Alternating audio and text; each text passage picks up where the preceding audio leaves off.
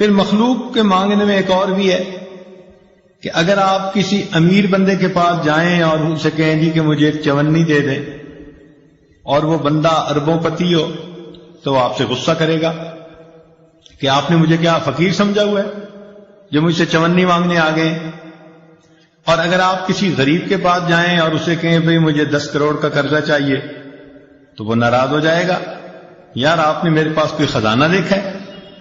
تو عجیب بات، امیر سے تھوڑا مانگیں تو وہ ناراض، اور فقیر سے زیادہ مانگیں تو وہ ناراض۔ مگر اللہ رب العزت کا معاملہ ایسا ہے کہ بندہ اس سے جتنا مانگے، تھوڑا یا زیادہ، اللہ تعالیٰ دیتے ہیں۔ بلکہ حدیث پاک میں آتا ہے کوئی بندہ اپنے جوتے کا ٹوٹا ہوا تسمہ بھی اللہ سے مانگتا ہے، اللہ تعالیٰ وہ بھی دے کر خوش ہو جاتا ہے۔ پھر ایک فرق اور بھی ہے مخلوق سے مانگنے میں کہ اگر وہ دیں گے تو دن کے کچھ وقت میں دیں گے، شام کو دروازے بند ہو جائیں گے۔ آپ رات کو کسی کے دروازے پہ جائیں تو دروازے کو بند پائیں گے۔ تو دروازے دینے والے کے کبھی کھلتے ہیں، کبھی بند ہو جاتے ہیں، مگر اللہ رب العزت کا دروازہ ایسا ہے کہ جو دینے والوں کے لیے ہمیشہ کھلا رہتا ہے۔ لا تأخذہ سنۃ ولا نوم، اللہ تعالیٰ کو نہ اونگ آتی ہے نہ نیند آتی ہے۔ کس لیے؟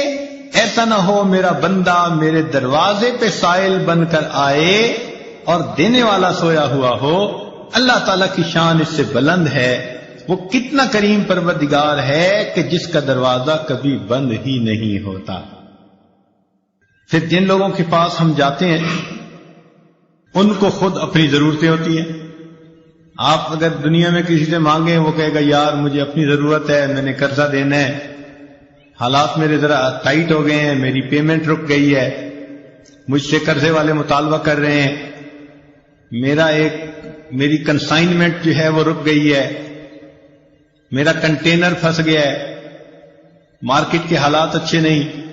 تو آپ اگر مخلوق میں سے کسی سے مانگیں تو وہ خود محتاج اپنی 10 ضرورتیں آپ کو بیان کر دے گا، لیکن اللہ رب العزت سے مانگیں تو اللہ تعالیٰ کا معاملہ اور ہے۔ اللہ تعالیٰ وہ ذات ہے کہ سب اس کے محتاج ہیں، وہ کسی کا محتاج نہیں ہے۔ پھر مخلوق سے مانگنے میں اور اللہ تعالیٰ سے مانگنے میں ایک فرق اور بھی ہے کہ اگر دنیا میں کوئی بندہ ذرا ذی حیثیت بنتا ہے نا، تو اس کی کوشش ہوتی ہے کہ اپنوں کو نوازے۔ آج دنیا میں کسی کو حکومت ملے تو وہ اپنی پارٹی کے بندوں کو ہی نوازتے ہیں، اور ان کی کوشش ہوتی ہے کہ اگر کوئی حزب مخالف میں ہے تو اس کے جو کچھ پاس ہے اس سے بھی محروم کر دو، ان کے منہ سے نوالے بھی چھین لو۔ تو مخلوق اپنوں کو عطا کرتے ہیں اور غیروں کو محروم کرتے ہیں۔ اللہ تعالیٰ کا معاملہ اور ہے، وہ اس دنیا میں اپنوں کو بھی عطا کرتا ہے جو کلمہ پڑھنے والے بندے ہیں، جنہوں نے اللہ کو مانا، اور جنہوں نے اللہ کو نہ مانا ان کفار کو بھی اپنی رحمانیت کے صدقے اللہ تعالیٰ اس دنیا میں اولاد دیتا ہے، عزت دیتا ہے، مال دیتا ہے، صحت دیتا ہے۔ تو معلوم ہوا کہ اللہ تعالیٰ وہ ذات ہے جو فقط اپنوں کو ہی نہیں نوازتے، وہ اس دنیا میں اپنے غیروں کو بھی عطا فرما دیتے ہیں، وہ یاروں کو بھی دے دیتے ہیں اس دنیا میں، اور غداروں کو بھی دے دیتے ہیں، بلکہ اپنوں کو تو دال ساگ پہ راضی کر دیتے ہیں، اور غداروں کو تو معلوم نہیں کیا کیا تر لقمے کھلا دیتے ہیں۔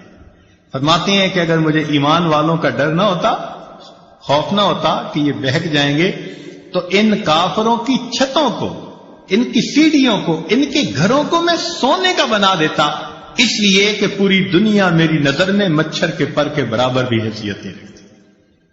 پھر مخلوق سے مانگنے میں اور خالق سے مانگنے میں ایک اور فرق بھی ہے کہ جس سے آپ کو مانگنا ہے پہلے آپ کو اس سے تعلق بنانا پڑے گا، تحفے طائف لے کے جانے پڑیں گے۔ تو دنیا میں کسی کے پاس جاؤ تو پوچھیں گے کیا لائے ہو، کیا گفٹ لائے، افسر صاحب کے لیے کیا کچھ لائے.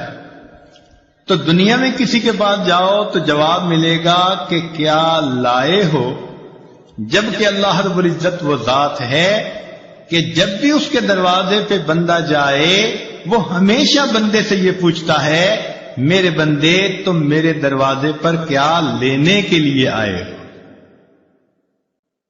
مخلوق کے بارے میں دیکھا کہ اگر وہ کسی پہ کچھ احسان کریں بھی اور انہیں اڑتی ہوئی خبر ملے کہ فلاں بندہ تو میرے بارے میں الٹی بات کر رہا تھا، تو وہ شک کی بنا پر بھی اپنے ان احسانات کو تعاون کو روک دیتے ہیں. حقیقت نہیں تھی بات، ایسے ہی کسی نے بات کر دی، کیونکہ یہ اس کو دے رہے ہیں، احسان کر رہے ہیں، تو شک کی بنا پر اس بندے کو محروم کر دیں گے.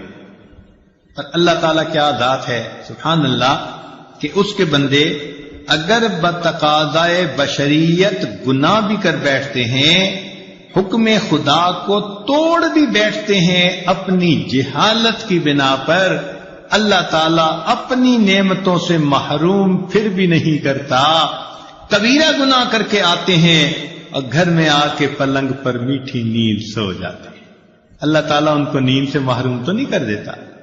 یہ تو نہیں کہ تم نے نماز قضا کی تو تمہارا کھانا ہضم نہیں ہوگا. اللہ تعالیٰ کتنی جو ہے وہ شفیق ذات ہے، رحیم ذات ہے کہ جو اپنے بندوں پر ان کے گناہوں کے باوجود بھی فوراً اپنی نعمتوں کے دروازے بند نہیں کرتا بلکہ ان کو مہلت عطا فرما دیتا ہے. تو اس سے معلوم ہوتا ہے کہ اگر بندے نے لینا بھی ہو تو مخلوق سے مانگنے کی بجائے اپنے پروردگار سے مانگے.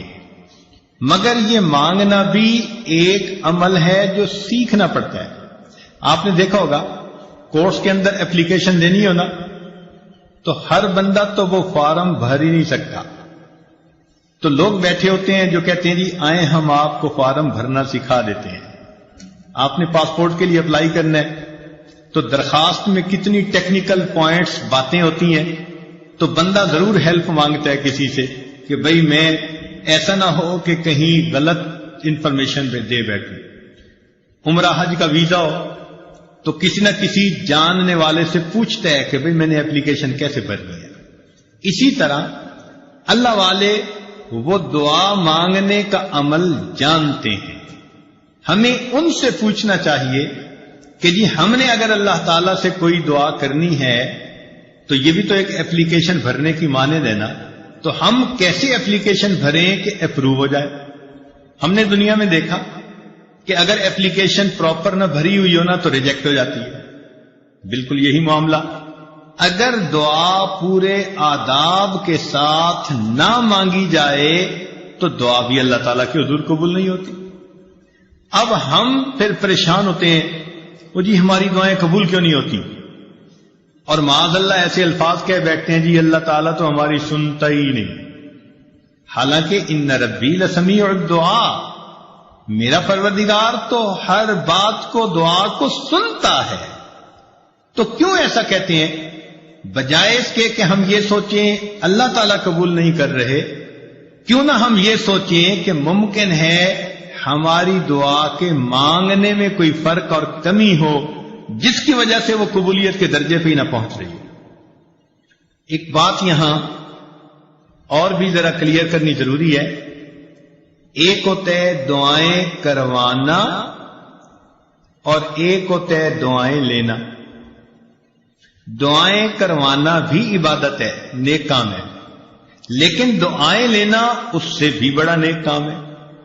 دعائیں کروانا تو یہ ہوا امی دعا کرو، ابو دعا کریں، حضرت جی دعا کریں، سر آپ میرے لیے دعا کریں، یہ تو ہوا دعا کروانا. یہ بھی کہنا چاہیے نبی علیہ السلام نے اس کی بھی تلقین فرمائی. چنانچہ عمر رضی اللہ عنہ ایک مرتبہ عمرے پہ جا رہے تھے تو نبی علیہ السلام نے ان کو رخصت کرتے ہوئے فرمایا کہ بھائی ہمیں اپنی دعاؤں میں نہ بھولنا. تو نبی علیہ السلام کا یہ فرمانا امت کی تعلیم کے لیے تھا. ہم بھی دعاؤں کے لیے کہیں نیک لوگوں کو، بڑوں کو، لیکن اس سے بھی بڑا رتبہ اور درجہ یہ ہے کہ ہم ان کی دعائیں لینے والے بن جائیں۔ دعائیں لینا کیا ہوتا ہے؟ کہ انسان اتنا اچھا بنے، اتنا نیک بنے کہ اس کو دیکھ کر بے اختیار اس کے ماں باپ، اس کے پیر استاد کے دل سے اس کے لیے دعائیں نکل رہی۔ تو آج دعائیں کروانے والے بہت ہیں، دعائیں لینے والے بہت تھوڑے۔ تو کوشش یہ کرنی چاہیے کہ اللہ تعالی ہمیں دعائیں لینے والا بنا۔ حدیث پاک میں آتا ہے کہ نبی علیہ الصلوۃ والسلام کے 3 شاگرد تھے اور تینوں کا نام عبداللہ تھا، اور وہ اتنا خدمت میں پیش رہتے کہ نبی علیہ الصلوۃ والسلام کا دل خوش ہوتا۔ آپ تہجد کی نماز میں ان تینوں کا نام لے کر ان کے لیے دعا مانگتے تھے۔ اس کا نتیجہ کیا نکلا کہ وہ تینوں دنیا کے اندر بہت عزتیں پانے والے بزرگ بنے۔ چنانچہ ان میں سے عبداللہ ابن عباس لانو امام المفسرین بنے، عبداللہ ابن عمر رضی اللہ تعالیٰ عنہ امام المحدثین بنے، اور عبداللہ ابن مسعود رضی اللہ عنہ امام الفقہاء بنے۔ اللہ نے تینوں کو ایسا بخت لگا دیا۔ تو یہ جو ہوتا ہے نا بڑوں کی دعائیں لینا، یہ اللہ رب العزت کی بہت بڑی مہربانی ہوتی ہے۔ بہرحال ایک بات ذہن میں رکھیے کہ آج ہم جو کوتاہی کرتے ہیں نا دعا مانگنے میں، وہ یہ ہوتی ہے کہ ایک تو ہم جلدی مایوس ہو جاتے ہیں۔ ہم چاہتے ہیں آج ہم نے دعا مانگی اور بس شام ہونے سے پہلے دعا کی قبولیت سامنے نظر آ جائے۔ آج کل عورتیں ایسے سمجھتی ہیں کہ جیسے ہم نے خاوند کو صبح کام کہا تو شام تک ہونا چاہیے، اگر نہیں ہوا تو شکوہ کریں گی۔ یہ اللہ تعالیٰ کو بھی اسی طرح ڈیل کرتی ہے کہ جی ہم نے فجر کی نماز میں دعا مانگی تھی اور شام تک دعا قبول ہی نہیں ہوئی، ادھر بھی شکوے کرنے بیٹھ جاتی ہیں۔ اللہ تعالیٰ ہے، اس سے مانگنے کا طریقہ ہے، اس کی بارگاہ میں ناز نہیں چلتا، اس کے ہاں نیاز چلتی ہے، عاجزی چلتی ہے۔ کئی مرتبہ عورتوں کو دیکھا خط میں اپنے حالات لکھتی ہیں کہ جی میں نے دعا مانگی قبول نہیں ہوئی، بس میں نے تو دعائیں مانگنی چھوڑ دی۔ یعنی جیسے خاوند سے روٹھ جاتا ہے، یہ خدا کی بندیاں اپنی کم علمی کی وجہ سے اپنے خدا سے بھی روٹھی پھرتی۔ یہ نہیں دیکھیں گی کہ بھائی دعا مانگنے میں تو کوئی کمی ہوگی نا، جس وجہ سے یہ اپلیکیشن ریجیکٹ ہو گئی ہے، اس پہ غور نہیں کریں گی، بلکہ اللہ تعالیٰ اور یہ ہماری تو سنتا ہی نہیں۔ کیوں نہیں سنتا؟ حدیث پاک میں آتا ہے ہر بندے کی دعا قبول ہوتی ہے، مگر قبولیت کے 3 انداز ہیں۔ یا تو جیسے مانگی منو ان قبول ہو گئی، یا اللہ تعالیٰ اس کے بدلے کوئی بڑی مصیبت اس بندے سے دور کر دیتے ہیں، یا اس کو نام اعمال میں ذخیرہ کے طور پر لکھوا دیتے ہیں، اور قیامت کے دن اس کو اتنا دیں گے۔ حدیث پاک میں آتا ہے کہ وہ بندہ دعا مانگے گا، اللہ دنیا میں میری کوئی دعا نہ پوری ہوتی، ہر دعا ذخیرہ بنی ہوتی، اور آج اس دن مجھے اس کا اجر ملتا تو کتنی اچھی بات ہوتی۔ 3 میں سے کسی نہ کسی ایک صورت میں دعا کا بدلہ ضرور ملتا ہے۔ اب اللہ تعالیٰ پابند تو نہیں ہے نا کہ ہم نے مانگی ہے تو اسی کو پورا کر دے۔ اللہ تعالیٰ حکمت والے ہیں، وہ دیکھتے ہیں کہ یہ دعا اس کے لیے پورا ہونا بہتر ہے یا برا ہے۔ کئی دفعہ بندہ پیسہ مانگتا ہے اور اللہ تعالیٰ جانتے ہیں کہ اس کو پیسہ مل گیا نا تو یہ اس کو ہضم نہیں کر پائے گا، یہ ایمان سے ہی محروم ہو جائے گا، یہ دین سے ہی محروم ہو جائے گا، تو اللہ تعالیٰ پھر اس کی اس دعا کو اس طرح قبول نہیں کرتے۔ جیسے بچہ انگارہ پکڑنا چاہے تو ماں کتنی محبت کرنے والی ہوتی ہے، مگر انگارہ نہیں پکڑنے دیتی۔ اب بچہ روئے جی امی میری بات ہی نہیں مانتی، نہیں، بچے کو نہیں پتا کہ وہ اس کے لیے نقصان دہ ہے، ماں کو پتا ہے۔ اسی طرح ہم نے جو مانگا ہمیں کیا پتا وہ ہمارے لیے ٹھیک ہے یا نہیں۔ اللہ تعالیٰ چونکہ رحیم و کریم ہے، اس لیے جو بندے کے لیے بہتر نہیں ہوتا اللہ تعالیٰ وہ نہیں کرتا۔ چنانچہ کئی بچیاں چاہتی ہیں کہ جی فلاں جگہ شادی ہو جائے. ہر بندہ چاہتا ہے پسند کی شادی ہو. تو اب ان کی اگر نیت بن گئی کہ ادھر شادی ہو جائے اور ہو نہیں رہی تو بس سب سے بیزار. بڑی دعائیں مانگی, بڑے وظیفے کیے, بڑا قرآن پڑھا, اور جی ہماری تو دعا قبول ہی نہیں ہوتی. اللہ کی بندی, آپ کو کیا پتا کہ وہ جو اس وقت اتنی محبتوں کا تمہارے ساتھ اظہار کر رہا ہے, کل کو تمہارے ساتھ وہ کیا برتاؤ کرے گا. ممکن ہے کل کو وہ تمہیں سرے سے ہی طلاق دے دے, کل کو وہ تمہاری بجائے کسی اور کے ساتھ اپنے تعلق بنا لے اور تمہیں گھر کے اندر ذلیل کرے, دوسروں کے سامنے بے عزت کرے, اور تم اس وقت جینے کی بجائے مر جانے کو ترجیح دینے لگو. تو اس وقت انسان سوچتا ہے جی ادھر میرا رشتہ ہو جائے, اور وہ کہتے ہیں جی میری دعا قبول ہی نہیں ہوتی. بھائی قبول اس لیے نہیں ہو رہی, اللہ تعالیٰ بہتر جانتے ہیں. تو اس لیے دعا جب بھی مانگی جاتی ہے, اگر بندے کے حق میں بہتر ہو تو اللہ تعالیٰ اسی طرح پورا کر دیتے ہیں, بہتر نہ ہو تو اللہ تعالیٰ پورا نہیں کرتے. مثال کے طور پہ ایک بندے نے کہا اللہ مجھے امیر بنا دے, غنی بنا دے. اللہ تعالیٰ نہیں بناتے. کیوں؟ اللہ تعالیٰ جانتے ہیں اس کو مال ملا تو یہ اولاد کی تربیت کر نہیں سکے گا, اس کی اولاد نافرمان بن کے ایمان سے بھی خارج ہو جائے گی. کتنے لوگ ہیں مال ان کے گھر میں آ جاتا ہے اور ان کی اولاد ان کے ہاتھوں سے نکل جاتی ہے. ہمیں کیا پتا کہ کس وجہ سے یہ دعا قبول نہیں ہو رہی. اللہ تعالیٰ پہ بھروسہ رکھیں, اعتماد رکھیں, اس کو اپنے اوپر ماں سے بھی 70 گنا زیادہ مہربان سمجھتے ہوئے سوچیں کہ کوئی نہ کوئی حکمت ہوگی جو من و ان قبول نہیں ہوگی.